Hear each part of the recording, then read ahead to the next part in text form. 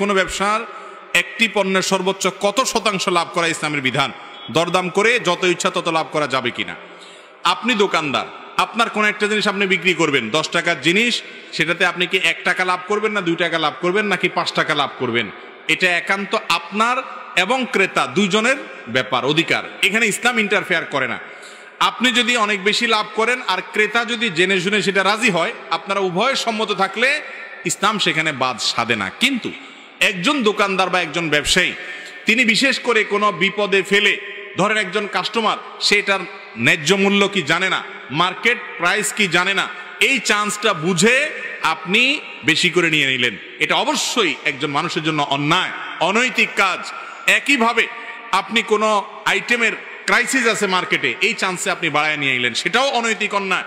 কিন্তু শরীয়ত কোনো পার্সেন্টেজ ঠিক করে দেয় না যে এর বেশি লাভ করা যাবে না, এটা ব্যক্তির বিবেকের উপরে ছেড়ে দিয়েছে।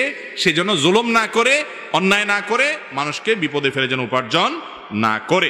তবে চাইলে তারা উভয়ে মিলে এইটার যে কোনো দাম ঠিক করবে, সেটা তারা নিতে পারবে। শরীয়ত সেখানে কোনো বাধা দেয় না।